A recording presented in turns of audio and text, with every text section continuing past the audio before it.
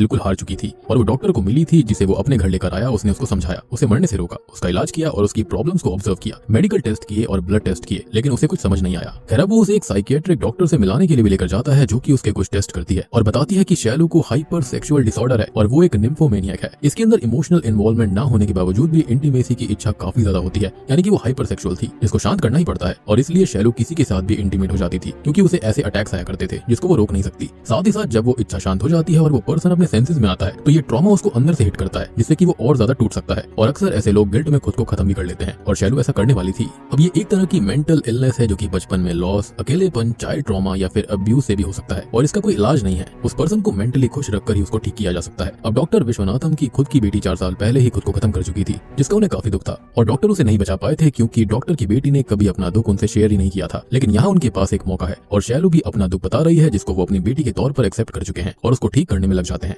लेकिन उसके अंदर अभी भी एक खालीपन है, जो कि उसे अंदर से खा रहा था। लेकिन अब कोई उसके पास आता है जो कि उसे उसकी खुशियां दे सकता था, उसे अकेलेपन से बाहर ला सकता था। खैर, अब हम प्रेजेंट टाइम में आ जाते हैं, जहाँ पर हम वाशु को देखते हैं, जो कि किसी चीज का पीछा करते हुए खेत में आ जाता है, जहाँ पर उसे वही मुखौटे वाला इंसान दिखाई देता है, जो कि उस पर हमला करता है। लेकिन वो उससे बच जाता है और वो दोनों काफी देर तक लड़ते रहते हैं, और इसी दौरान वाशु उसे स्टैब भी कर देता है, लेकिन शैलू का डॉग उसे बचा लेता है। और अब वो पर्सन वाशु के आर पार एक त्रिशूल को निकालकर उसे जान से मार डालता है, और हम देख पाते हैं कि ये इंसान, जो कि उस दिन शैलू को खुशियां वापस देने आया था, वो आज मुखौटे के पीछे से जाने ले रहा है, जो कि कोई और नहीं बल्कि रवि है। जी हाँ, यानी कि रवि मरा नहीं था। तो बचपन में रवि के पिता ने शैलू के साथ गलत काम करने की कोशिश करी थी, यानी कि उसको मोलेस्ट करने की कोशिश करी, लेकिन रवि वहाँ पर आ जाता है और शैलू खुद को बचाकर घर चली जाती है। यानी कि आप देख रहे हो कि शैलू के साथ बचपन से ही ट्रॉमा होते आ रहे थे, और इसलिए ही उसको ये इलनेस हो गई थी। खैर, अब रवि इस बात पर बहुत गुस्सा था, और वो अपने पिता को पीट कर जान से मार डालता है, घर में आग लगा देता है, जिसके अंदर उसके चेहरे पर भी दाग लग जाता है। खैर, अब वो मंदिर जाता है, जहाँ पर वो रोने लगता है, और उसके पास माता का एक मुखौटा उड़कर आ जाता है, जिसको वो अपनी पहचान बना लेता है। और अब वो अंधेरों में सबसे दूर गुमनाम रहने लगता है और शैलू को हमेशा देखता